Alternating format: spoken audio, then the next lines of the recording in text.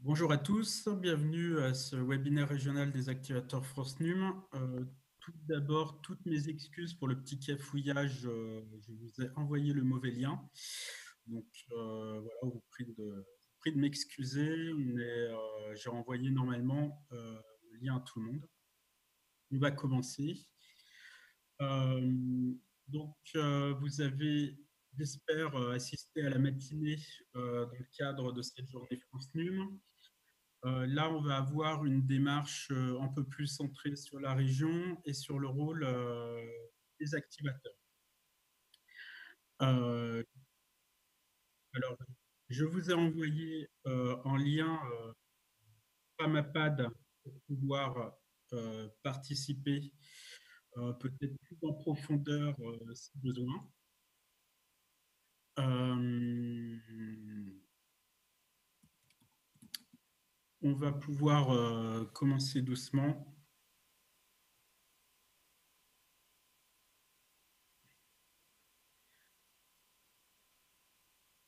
Donc, juste pour bien préciser les choses, hein, cet après-midi, elle est organisée dans la continuité de de la matinée, par d'un côté France NUM et l'équipe de la DGE, la région Sud Provence-Alpes-Côte d'Azur et la directe Provence-Alpes-Côte d'Azur. Euh, donc la séance, elle a été prévue de 14 heures à 15h30. On va peut-être dépasser un peu puisqu'il est 14h15 passé. On va essayer de tenir quand même les délais. Ça devrait pouvoir être possible. Bah, on va se concentrer sur trois points aujourd'hui. Tout d'abord, les retours du questionnaire et de vos réponses que j'avais envoyées pour pouvoir préparer cet atelier.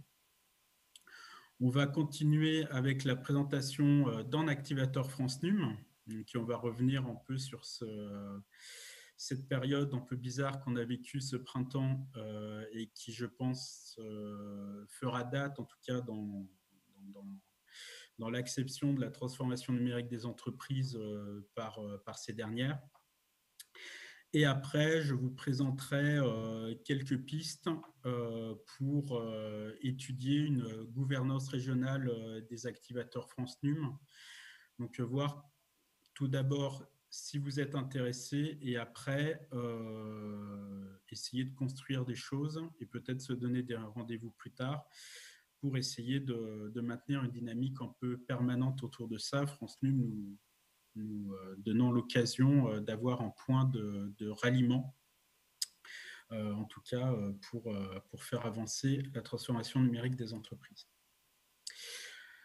Je vous invite vraiment à aller sur le lien Framapad que j'ai envoyé.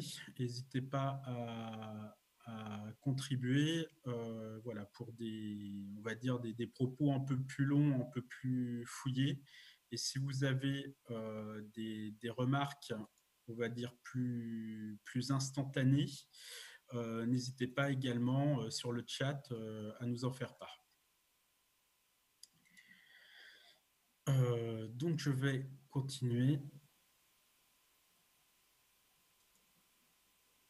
Alors, j'avais envoyé, c'était la dernière question, ce sera la première traitée aujourd'hui. J'avais envoyé dans le questionnaire une question sur le sujet que vous vouliez voir abordé aujourd'hui.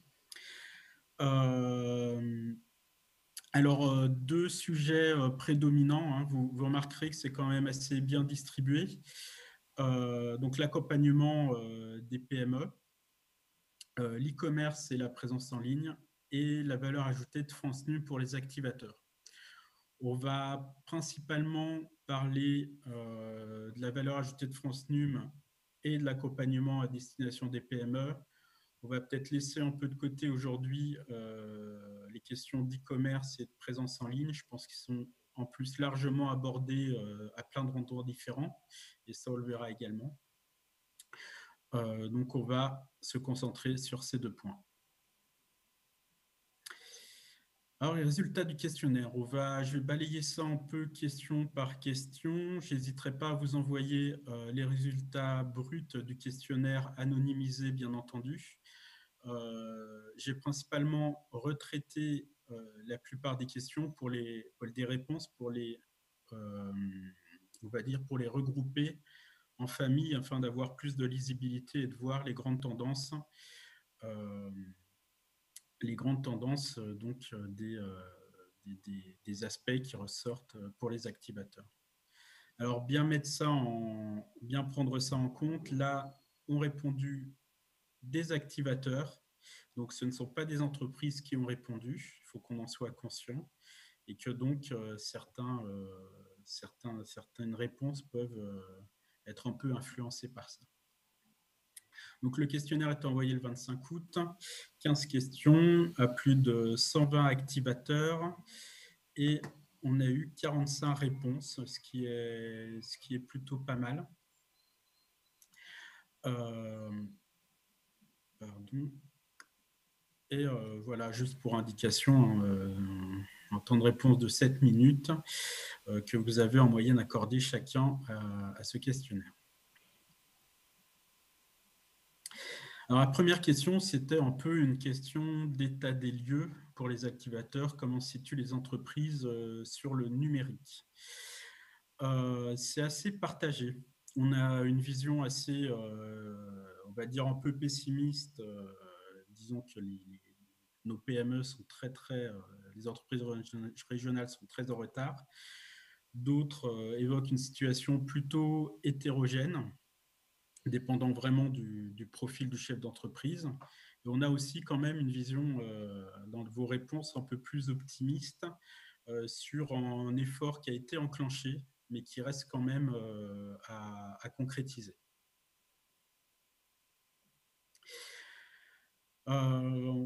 Après, il y a eu la question concernant les freins principaux à la transformation numérique.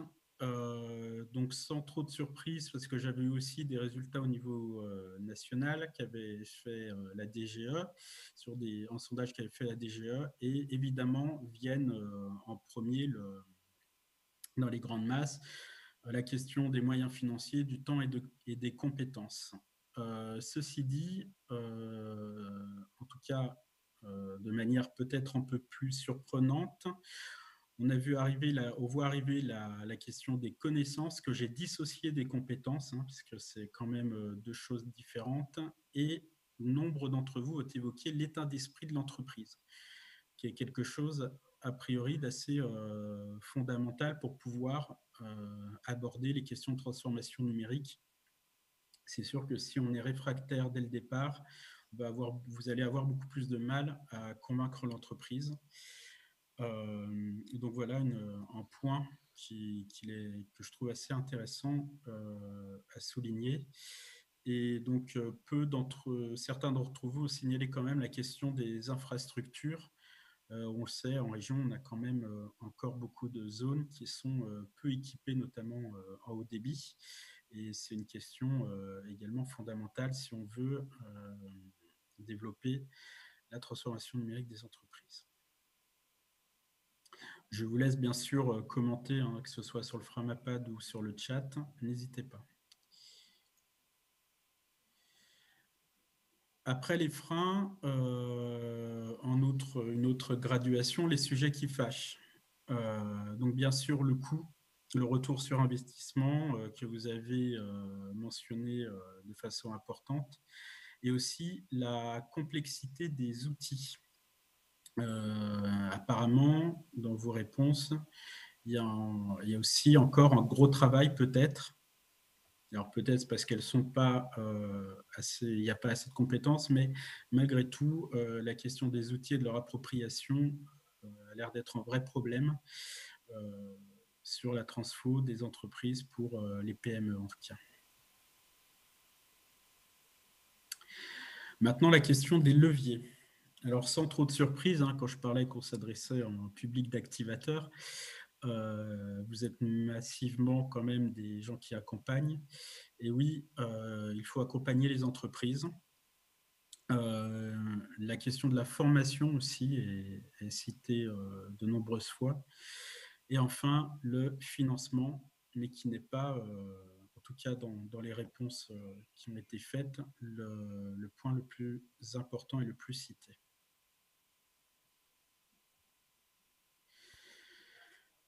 L'urgence absolue. Donc toujours l'accompagnement et la formation qui sortent. On peut remarquer aussi quand même d'autres thématiques qui ressortent, hein, la cybersécurité, l'utilisation de solutions existantes. Donc j'ai eu beaucoup, c'est le deuxième barreau de l'histogramme. Donc il y a des outils qui existent. Pourquoi essayer de faire nouveau alors qu'on a des choses qui marchent? La question de la démocratisation des outils. Donc là, on revient sur l'appropriation des outils. Et on remarquera aussi, même si c'est coupé sur la légende, l'émancipation vis-à-vis des grands acteurs du numérique. Donc évidemment, sont cités à ce moment-là les GAFA. Mais pas que, puisqu'on a aussi la question des opérateurs touristiques. Et voilà, on a aussi des grands acteurs au niveau du tourisme qui prennent une place assez importante et dont les entreprises sont plutôt dépendantes. Après, je vous ai demandé une vision à long terme sur ce à quoi il faut arriver. Et là, vraiment, c'est cette appropriation du numérique, enfin, cette appropriation de ce réflexe, en fait, que le numérique soit vraiment dans l'ADN des entreprises, hein, comme on aime à le dire dans beaucoup d'autres domaines, qui est ressorti. Voilà, vous verrez que d'autres ont aussi parlé qu'on arrive à 100% de PME digitalisées et d'autres sujets qui restent quand même, qui peuvent être importants, hein, notamment la maîtrise des données, l'équilibre entre le physique et le digital, hein, qui est quand même, on parle beaucoup de 100% digital, c'est bien aussi d'en profiter pour remettre l'humain à la bonne place. Et viennent aussi toutes les questions de management aussi, d'agilité, de ces choses-là qui sont aussi beaucoup qui sont ressortis beaucoup, notamment dans l'état d'esprit. Voilà. La transformation numérique, c'est aussi une attitude dans le management de son entreprise. Et ça recoupe beaucoup de problématiques. Forcément, vous ne pouviez pas y couper. Donc, je me suis intéressé un peu à la Covid-19 et voir ce que pour vous, ça signifiait est-ce qu'il y aura un avant ou un après la Covid-19 vis-à-vis de la transformation numérique. Il semblerait que oui, selon vous, puisqu'il s'est imposé comme un outil incontournable pour continuer l'activité des entreprises, en tout cas d'une partie des entreprises. Il met en lumière aussi l'importance de la capacité d'adaptation des entreprises. Il a pu montrer aussi que que certaines entreprises n'étaient absolument pas prêtes, que d'autres avaient des carences relativement énormes. Et enfin, a été cité aussi de façon assez importante l'importance, l'arrivée du télétravail, même s'il existait auparavant. En tout cas, énormément d'organisations, et là on ne parle pas que des entreprises, ont dû considérer le télétravail comme un recours pour la continuité d'activité.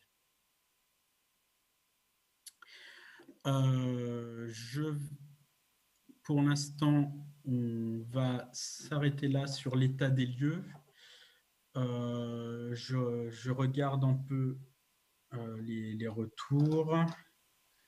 Pas grand-chose pour l'instant sur le Framapad. Idem sur le chat, n'hésitez pas à réagir, hein.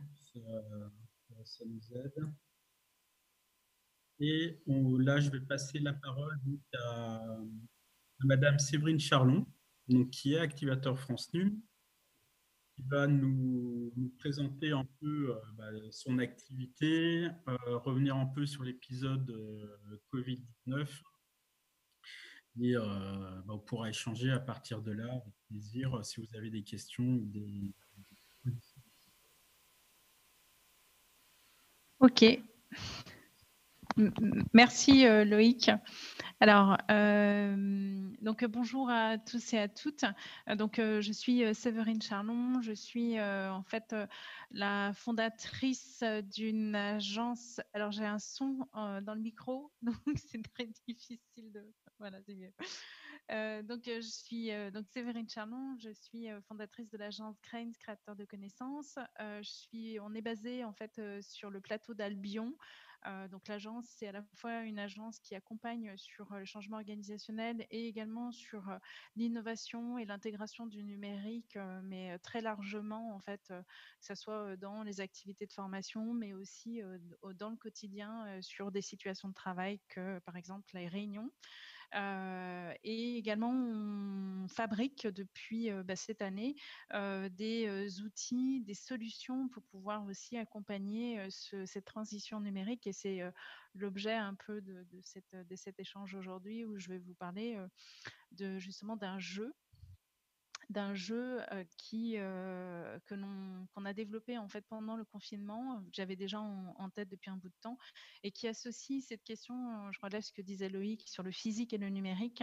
On va associer finalement l'humain, et on a créé en fait un jeu qui parle de numérique et qui en fait forme et développe des compétences sur les usages du numérique, mais à partir d'un jeu de cartes. La particularité de ce jeu de cartes, c'est qu'il est connecté, c'est-à-dire qu'il va être associé à des puces NFC qui renvoient sur des podcasts. Donc l'idée, c'est d'associer le physique et le numérique. Mon premier constat par rapport à cette question aussi de ce qui s'est passé pendant le confinement, globalement, depuis en fait au mois de mars, donc dès le 16 mars, les choses se sont un peu bousculées parce que on a eu énormément de sollicitations pour pouvoir accompagner des entreprises et des collectivités sur à la fois comment on utilise des outils de visioconférence pour former à distance, et aussi pour, par exemple, pour permettre à des équipes de continuer de travailler et de collaborer, donc notamment sur des activités d'animation de réunions à distance ou d'ateliers collaboratifs. Ça, c'est plutôt fait plutôt à la fin du confinement et voire un peu post-confinement, tout de suite au mois de juillet. Ce que je voudrais surtout dire, en fait, moi, ce que j'ai pu constater au cours de cette période, c'est que, en fait, ce que j'ai pu observer, c'est que les personnes finalement qu'on a formées sur ces usages numériques, eh bien, c'est un peu le même public qu'on retrouve également en formation. En gros, ce que je vais dire de manière un peu caricaturale, c'est que plus on est comment dire, bien placé ou dans l'organisation, on va dire, on a plutôt formé entre guillemets des agents de maîtrise et des cadres, et on a moins formé en fait des publics qui étaient plutôt novices du numérique, même si ça a été le cas tout début mars. Et en tout cas, ce que je veux dire par là, c'est que quand le numérique, ou en tout cas la transition numérique, elle démarre déjà, ou le télétravail aussi démarre avec une adresse email professionnelle.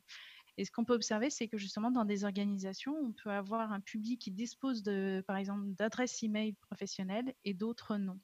Et pour moi, en tout cas, la transition, elle démarre par là, déjà. C'est le point de départ. Parce qu'à partir du moment où on dispose d'une adresse email professionnelle, et bien derrière, on nous invite à savoir utiliser une messagerie professionnelle, une messagerie électronique.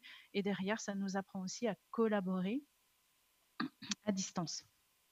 Donc, pour moi, c'est un des grands constats de ce que j'ai pu observer, et notamment avec des personnes avec qui j'ai pu travailler au cours du confinement. On a travaillé avec des petites et des grosses entreprises, des cabinets conseils qui démarraient vraiment sur la collaboration à distance, sur la réunion à distance. C'était la première fois qu'ils opéraient de cette manière-là. Alors, je vais prendre la main, je crois, sur la présentation. Je vais vous raconter en fait surtout l'histoire d'une journée du 24 mars où j'avais formé des novices du numérique, donc des personnes qui sont rentrées au mois de février, qui ne savaient pas utiliser par exemple une messagerie électronique. Certains n'avaient même pas d'email professionnel. Et au cours en fait on va dire de ce parcours, on les a formés. Moi, j'avais anticipé avant les annonces de confinement pour les former à l'usage de visioconférence. Et on s'est retrouvé le 24 mars en plein confinement à continuer à travailler avec ces personnes qui étaient encore une fois débutantes sur les usages du numérique. Et en fait, moi, j'ai travaillé avec eux pendant toute une journée pour justement les former sur ces usages. Le thème général de cette journée portait plutôt sur l'usage des réseaux sociaux et comment est-ce que j'utilise ces réseaux dans une dynamique professionnelle.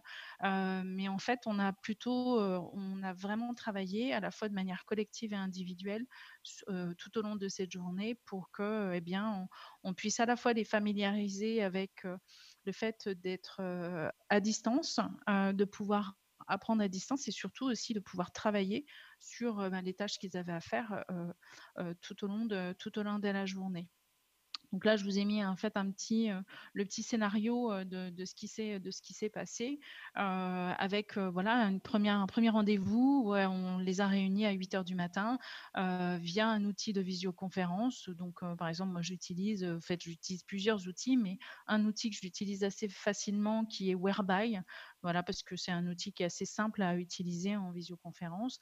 Donc c'est un outil, dont ils se sont connectés à la salle virtuelle, un certain que j'ai pu guider via à la fois des SMS et des appels téléphoniques pour qu'ils puissent à réussir à bien se connecter et à mettre leur caméra, leur son. Certains s'étaient connectés sur l'ordinateur, d'autres avec le smartphone, mais en tout cas, ils étaient quand même présents à distance. Puis ensuite, je leur ai donné un certain nombre d'activités à faire. Ils devaient répondre à des questionnaires en ligne, ils devaient aller regarder des vidéos, une vidéo qui portait sur ne pas être présent sur les réseaux sociaux, sur YouTube, et puis compléter derrière un questionnaire en ligne. Donc certains l'ont fait avec l'ordinateur, d'autres avec le smartphone. Et puis on a terminé finalement cette journée sous des rendez-vous individuels où je les ai un peu plus accompagnés sur finalement, dans le cadre de mon projet professionnel, qu'est-ce que je vais avoir besoin comme réseau social. Donc, et tout ça, c'est fait encore une fois aussi, c'est fait à distance. Finalement, le constat de cette journée, c'est qu'il y a deux choses que j'ai pu observer. Déjà, la première chose, c'est que quand on a redémarré à 13 heures, la salle virtuelle, en fait, était ouverte. Donc, ils avaient le lien et ils ont pu rentrer dans cette salle virtuelle. Eh bien, en fait, il y en a certains qui étaient rentrés avant moi. Donc, en fait, ils discutaient comme s'ils étaient dans un café en train de discuter ou dans une salle de formation en train de discuter.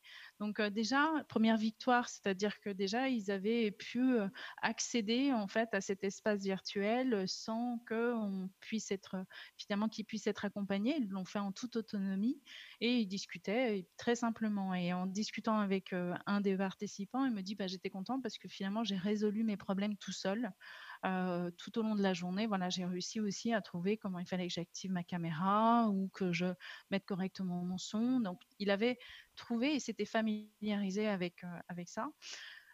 Et puis, tout au long aussi de cette journée, eh bien, ils ont manipulé, ils ont pu télétravailler en utilisant des outils de visioconférence et d'autres outils collaboratifs comme voilà, le fait de remplir des questionnaires, aller visionner des vidéos, publier des informations sur des espaces virtuels parce qu'on avait associé également des outils collaboratifs complémentaires.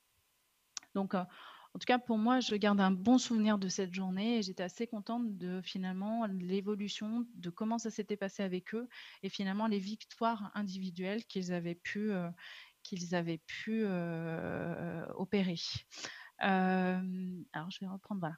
La deuxième chose dont je voulais vous parler, c'est aussi donc au cours du confinement, j'ai travaillé avec 2 designers. En fait, au sein de l'agence, on travaillait avec des prestataires extérieurs et j'ai travaillé avec 2 étudiants en design et on a travaillé également donc sur l'élaboration en fait d'un jeu de cartes qui est en fait un jeu de cette famille qui porte en fait sur les 7 grands domaines du numérique. Mais ce sont des domaines qui couvrent vraiment les compétences numériques de base. Ça va navigation sur le web, c'est-à-dire aller chercher de l'information, mais de manière très ciblée et de savoir comment fonctionne un moteur de recherche.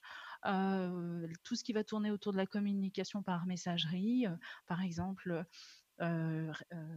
se créer une signature électronique, savoir intégrer un lien URL, voilà, des compétences vraiment de base sur ces questions de communication. On aborde aussi la netiquette, qui est finalement le code de bonne conduite que l'on peut retrouver sur le web, qui a été créé dans les années 2000. Et on va aborder des sujets de sécurité numérique, de déconnexion, tout ce qui tourne autour aussi du numérique responsable.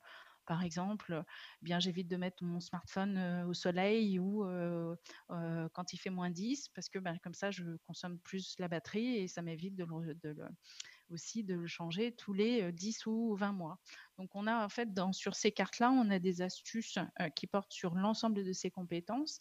Et sur ce jeu, en fait, vous avez des puces qui sont au niveau du logo, en fait. Alors, j'ai pas ma souris, si j'arrive à la voir. Je sais pas si vous allez pouvoir la voir. Et en fait, quand on passe avec son téléphone, on active la fonctionnalité NFC que l'on a aujourd'hui sur la plupart des smartphones. Sinon, c'est une application gratuite que l'on télécharge, comme NFC Reader, par exemple. Et ces jeux de cartes, en fait, sont équipés d'une puce NFC qui permet de pouvoir donc accéder à des podcasts, donc avec en fait, c'est une sorte d'émission de radio qui va venir compléter ces astuces numériques qui sont présentes sur ce jeu de cartes. Et juste un petit scénario d'utilisation, puisque ce jeu, je l'ai testé justement tout de suite après la fin du confinement avec plusieurs publics, et notamment avec des secrétaires comptables. On peut penser qu'elles savent tout du numérique, et bien détrompez-vous. On l'a testé pendant toute une journée. Aujourd'hui, là, je suis avec des développeurs web, je le teste en même temps avec eux. Ce jeu-là, en fait, il permet de pouvoir finalement apprendre tout ce qui tourne autour des compétences numériques de manière ludique, tout en jouant, donc en jouant de manière collective avec ce jeu de cartes. Et puis, le fait de pouvoir aussi scanner naturellement, parce que ça se fait naturellement avec le smartphone en activant simplement la fonctionnalité NFC qui est dans vos paramètres, eh bien, ça leur permet d'accéder à de la ressource numérique. Donc, le fait de tenir quelque chose de concret entre les mains et de pouvoir accéder au numérique, eh bien, ça aussi, ça désacralise ce que l'on peut mettre derrière. Eh bien, c'est toute cette question de transition, de développement de compétences numériques, parce qu'on associe quelque chose qui est palpable. Et pourquoi est-ce que finalement on a inventé ce jeu? C'est parce que, à l'issue de différents ateliers que je pouvais animer avec des personnes qui n'étaient pas familières, qui voilà, n'avaient même pas d'accès de messagerie électronique, eh bien, en fait, ça reste virtuel. On ne peut pas le toucher, le numérique. Ça reste très conceptuel. Donc, le fait de pouvoir finalement avoir un objet qu'on tient dans les mains, sur lesquels on va pouvoir aussi développer et tester de nouvelles choses, eh bien, ça rend les choses un peu plus concrètes et un peu plus opérationnelles. Donc voilà, on l'a testé pendant 60 minutes avec des secrétaires comptables, tout en, bien sûr, en faisant attention aux questions de distanciation sociale et puis de gestes barrières. Et en fin de journée, eh bien, ces secrétaires comptables avaient exploré l'ensemble de ces domaines, et tout en finalement en riant, en fait, en s'amusant autour de ces questions du numérique. Parce que le numérique, eh bien, on peut s'amuser tout en apprenant. Voilà. Donc, en tout cas, pour le tester avec différents publics, je me rends compte qu'à chaque fois, en tout cas, les moments sont assez ludiques, et les personnes réagissent assez bien justement sur cette question finalement du papier avec le numérique. On arrive à les associer. Juste et puis je crois que j'ai terminé ma présentation en termes de scénario d'utilisation. Donc voilà, s'il y a des questions, je suis à votre écoute.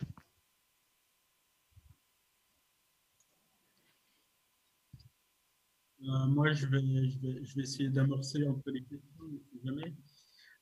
Est-ce que Alors moi aussi, j'ai du son dans le micro, là. Amandine, si vous pouvez couper merci. Ouais. En gros, le portfolio d'entreprise que vous avez eu sur, Le sur ce confinement. jeu, c'est quel profil? On va dire le type d'entreprise ou le type de Oui. structure qui, alors aujourd'hui, par exemple, les structures qui font appel qui m'achètent le jeu, en fait, j'ai soit des collectivités, par exemple, des collectivités, des bibliothèques, par exemple, ou des chargés de mission, transition numérique dans les communes. Voilà, j'ai Poitiers, une bibliothèque on va dire à Bordeaux qui me l'a acheté, et des organismes de formation, et sinon aussi des consultants qui veulent travailler sur de la médiation numérique. Donc aujourd'hui, voilà, j'ai à la fois le secteur public, secteur privé qui se saisit de voilà, de cet outil d'accompagnement qui change en fait des formats purement numériques. En fait, là, on peut faire du numérique sans connexion Internet. Et je l'ai testé au mois de juillet, je peux vous assurer que ça fonctionne. Sans Wi-Fi. Et comment dire ça? Et, vous avez donc là, on est vraiment sur des premiers niveaux d'acquisition de connaissances et de compétences numériques. Oui. On accompagne des chefs d'entreprise, par exemple de TPE notamment. Ouais. Est-ce qu'on finalement, on n'oublie pas un peu les bases lors de l'accompagnement? Ben, c'est ce que je vous disais, c'est-à-dire que pour moi, la transition numérique, elle commence déjà par avoir une adresse email professionnelle. On va dire c'est la base. Et je vous dis ça parce que par exemple, pendant le confinement, je discutais avec un de mes clients qui est une très grosse collectivité. Et c'est ce que je disais, c'est qu'en fait, le public que moi j'ai eu en formation à distance, qui ont fait des classes virtuelles sur l'animation de réunions à distance, classes virtuelles, finalement, on retrouve toujours ce même public de cadres et d'agents de maîtrise. En fait, on retrouve le même public qui est déjà bénéficiaire de la formation.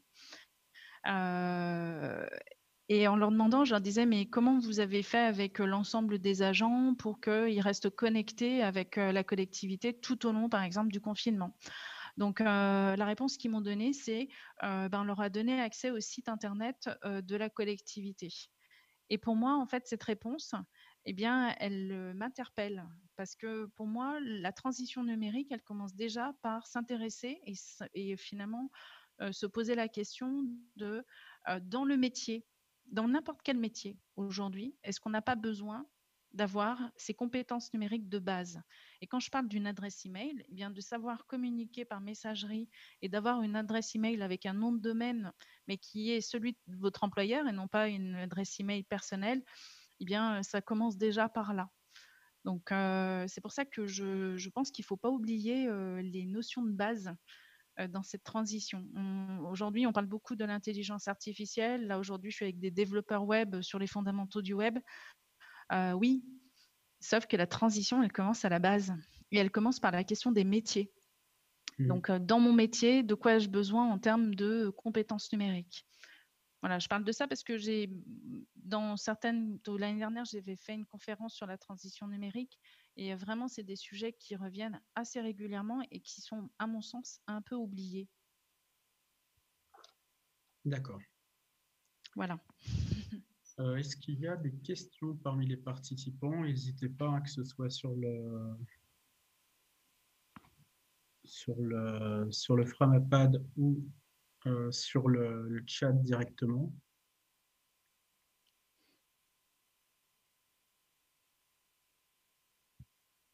Là.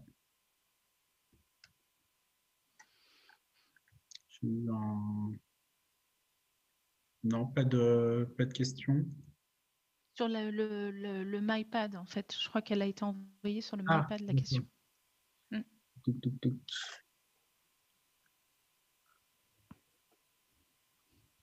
Non, pour l'instant.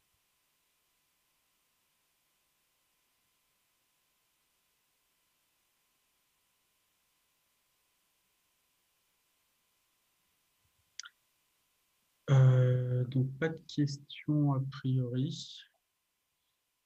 Euh,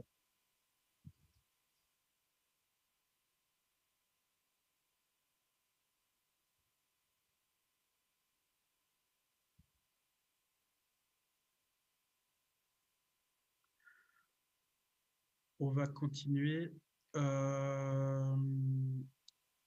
Donc, je vais continuer ma présentation. En tout cas, merci Séverine pour Merci à la vous. présentation. On mettra bien sûr les, euh,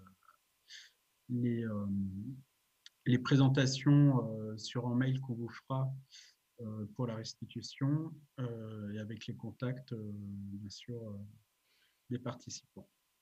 D'accord. On va enchaîner. Donc là, on a vu un peu la vie d'un activateur France Num. On va essayer maintenant de voir un peu comment s'inscrit France Num dans le paysage régional afin d'essayer de faire des propositions. Ce que je vais vous faire là, c'est parce qu'on est en format webinaire, donc on ne peut pas être très interactif, mais c'est déjà en début. Je vais vous faire des propositions. Je vous laisse me répondre sur le chat si besoin. Et je vais surtout commencer par poser un peu le paysage de ce que nous, point de vue institution, donc que ce soit à l'État ou à la région, on a pu repérer comme action, comme acteur qui travaille sur la transformation numérique, afin qu'on soit un peu tous au même niveau et qu'à terme, ce ne sera sûrement pas aujourd'hui, mais on arrive à un peu peut-être identifier les trous dans la raquette et à proposer des choses, voilà, et à faire des retours régionaux et nationaux également. Alors, déjà, je vais me faire un peu de pub évidemment. On va parler des actions de la région parce que vous êtes peut-être pas tous en train de regarder tous les dispositifs qu'on sort. Et en effet, un des avantages de cette plateforme France Num, ce sera de vous mettre en relation avec nous pour qu'on puisse vous nourrir de ces dispositifs qui peuvent être importants aussi pour, pour faire venir des entreprises dans des accompagnements. En premier lieu, et sur des usages de base, on parlait de culture numérique, de médiation numérique à la précédente intervention. La région soutient des lieux de médiation numérique et d'innovation qui s'appellent les Sud-Labs.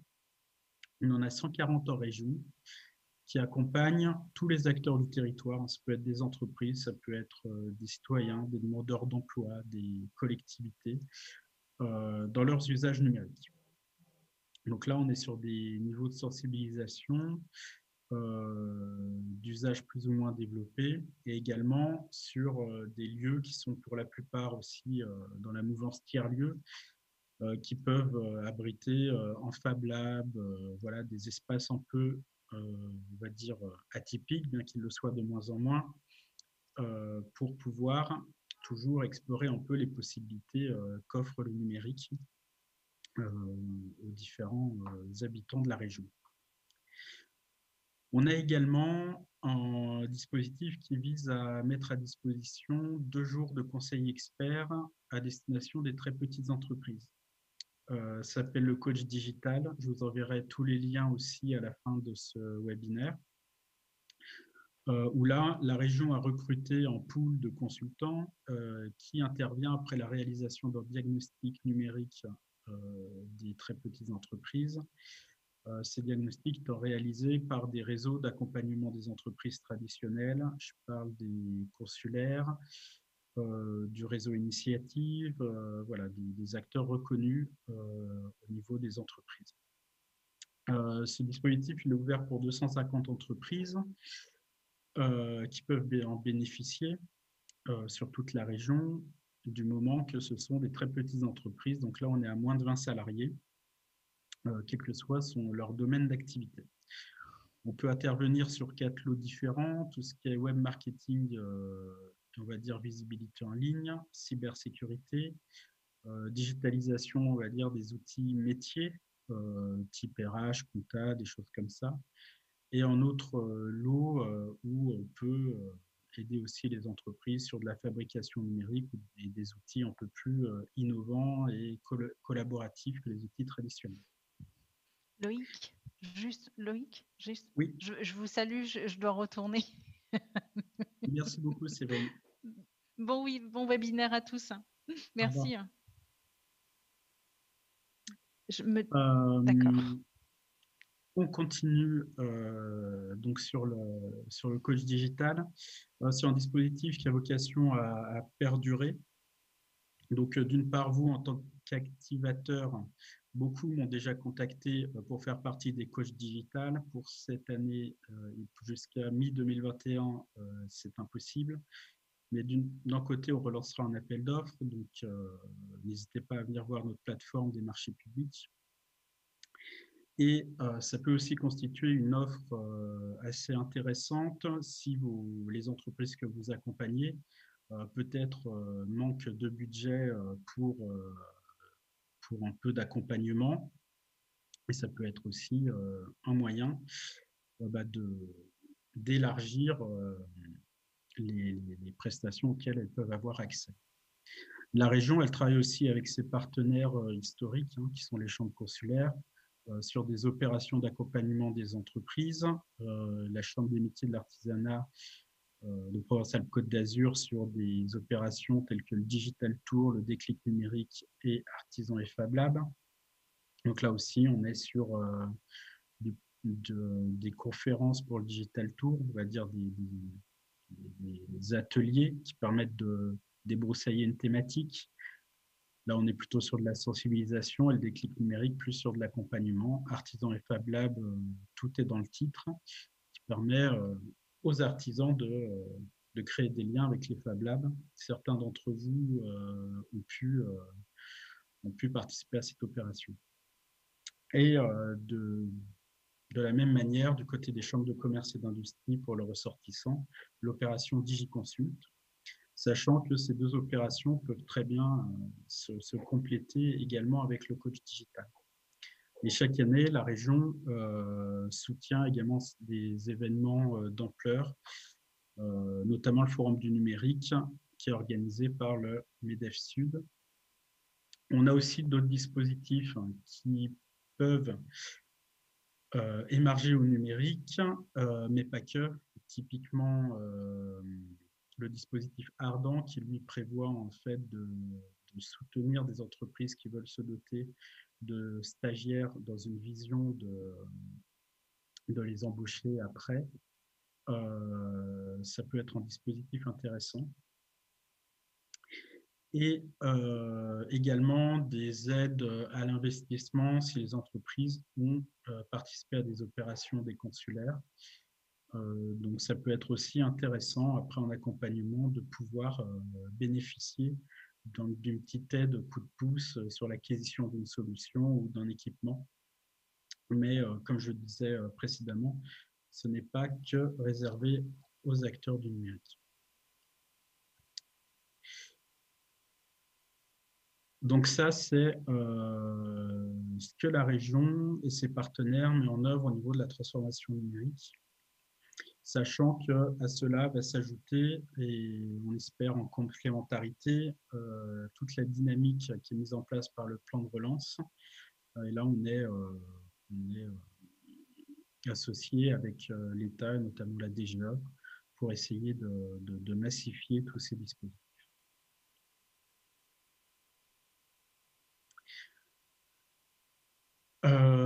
Mais il n'y a pas que la région. Il y a d'autres opérateurs qui œuvrent sur la transformation numérique, donc au niveau des OPCO, notamment des consulaires qui également des fois font des formations. Bien sûr, les ESN, les consultants. On a les pôles de compétitivité aussi qui ont un rôle important dans l'accompagnement des entreprises, des fournisseurs de solutions. Notre agence d'innovation et d'internationalisation, Rising Sud, qui réalise aussi des accompagnements sur le numérique pour les entreprises. Et le DIH qui est en cours de construction, donc EDIH pour Digital Hub, Digital Innovation Hub, va être précis, voilà, qui aura vocation aussi à construire toute une dynamique autour de la recherche-développement qui, à terme, doit bénéficier aux entreprises de la région, notamment aux PME. Donc, c'est quelque chose qui arrivera aussi dans le paysage et qui pourra avoir assez de plus-value là-dessus. Autre point, et pas des moindres, nous tenons aussi une cartographie qui recense les événements qu'on peut repérer, les événements numériques. Et on s'est aperçu quand même que c'est assez foisonnant. Donc, quand je parle d'événements numériques, hein, ça peut être des ateliers de sensibilisation, des conférences, des journées entières dédiées à une thématique du numérique ou sur la transformation numérique en général. Et là, on a plus de 400 événements par an sur le territoire. Ce qui est relativement énorme. Évidemment, c'est très concentré sur les zones littorales, mais pas que. Ça remonte aussi dans le Vaucluse. Certains acteurs sont beaucoup plus dynamiques que d'autres. Mais voilà, on n'est pas en manque, en tout cas, de matière dans la région au niveau de transformation numérique. La grande question, ce sera, je pense, de lier un peu toutes ces bulles et de voir comment on peut ordonner quelque chose et faire des choses en commun pour massifier les efforts, étant donné qu'on n'a plus trop les moyens de se disperser en ce moment.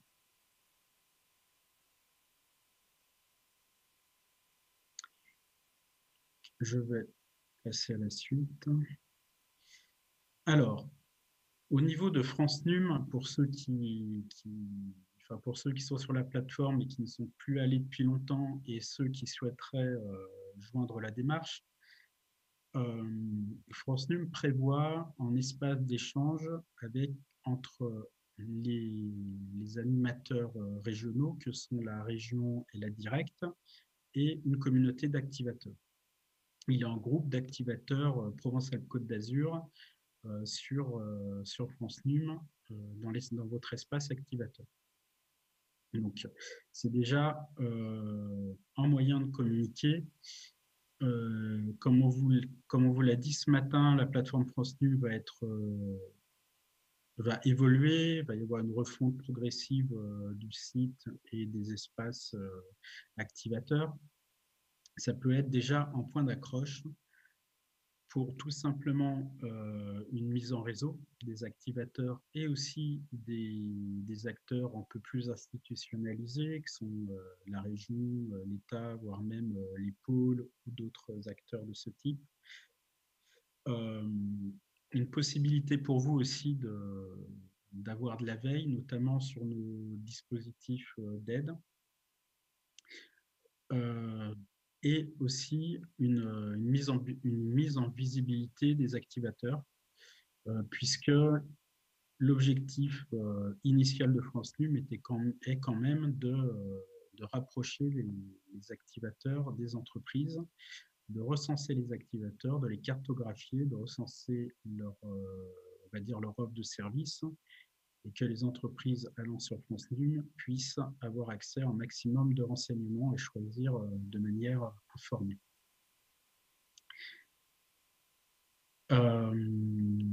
Là, pareil, n'hésitez pas à nous faire des suggestions sur la question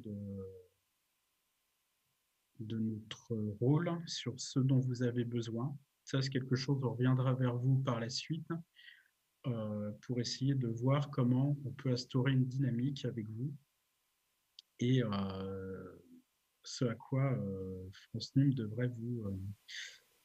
pourrait vous fournir, ce que France Num pourrait vous fournir. C'est important qu'on ait vos besoins là-dessus. Et comme je le disais tout à l'heure, on est sur un webinaire introductif au niveau régional. on aura l'occasion, et j'espère en présentiel, de travailler très concrètement sur ces questions-là.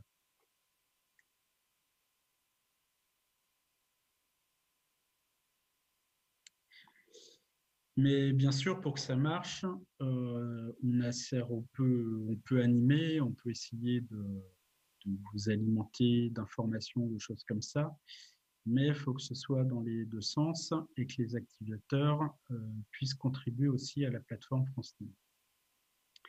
Ce qui est déjà possible, notamment par l'apport de bonnes pratiques, de contenu sur France Num. Ce qui peut être intéressant dans le cadre de cette démarche France Num, c'est aussi que vous puissiez nous faire remonter des points thématiques que vous avez identifiés, des choses qui pourraient coincer auprès des entreprises que nous ne voient pas forcément, et qu'on ait des retours de terrain et qu'on puisse adresser certaines thématiques lorsque les besoins se font très insistants. Bien sûr, on compte sur vous aussi pour relayer les dispositifs. Ça, de toute façon, c'est dans l'intérêt des entreprises. Et toute autre participation que vous pourriez nous proposer. Pourquoi pas vous associer à l'animation du groupe régional. Voilà, autant de choses à construire.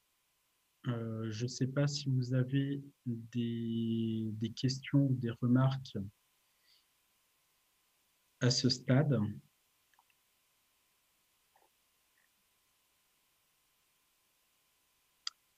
Pas de questions.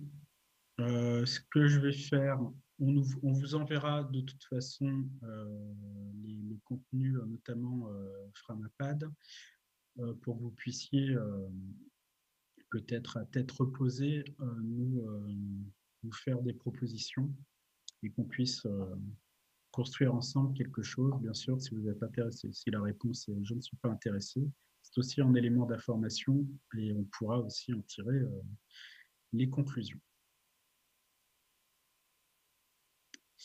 Dernier point, les outils pour réaliser cette animation. Premièrement, bien sûr, la plateforme France Num, donc ces fonctionnalités vont évoluer. On espère dans le bon sens et que ça pourra représenter en tout cas un point virtuel d'accroche entre activateurs et toute partie prenante de la transformation numérique. Également, voilà, comme je disais tout à l'heure, des rencontres physiques, des réunions de travail, de l'événementiel, pourquoi pas à terme. Voilà, toujours pour dynamiser, pour essayer de faire en sorte que ça avance.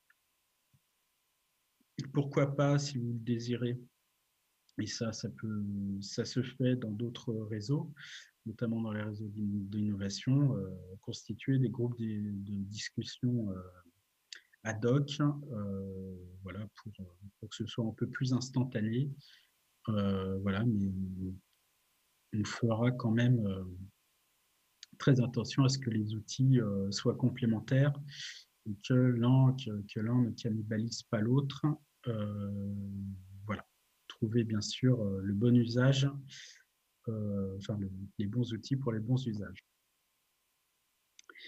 Également, toujours pareil, hein, si vous avez des contributions à faire, des outils, des plateformes que vous connaissez, des méthodologies d'animation, des choses comme ça que vous pourrez utiliser, elles sont les bienvenues et ça pourrait être très intéressant de travailler là-dessus.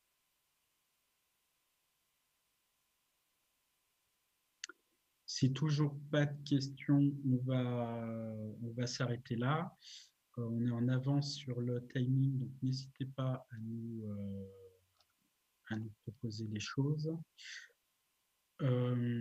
Merci d'abord d'avoir pris le temps de participer à ce webinaire. Vous trouverez, donc on vous enverra la présentation, hein, vous pourrez retourner un peu plus, retourner à la lire. Les contacts des référents France Num en région, donc, mon collègue Jean-François Robert et moi-même, à la région et à la directe. N'hésitez pas en tout cas à me solliciter si vous avez des questions, des choses à présenter, ou même des questions très basiques vis-à-vis de France Num, des problèmes d'accès, des choses comme ça. On est là pour vous répondre.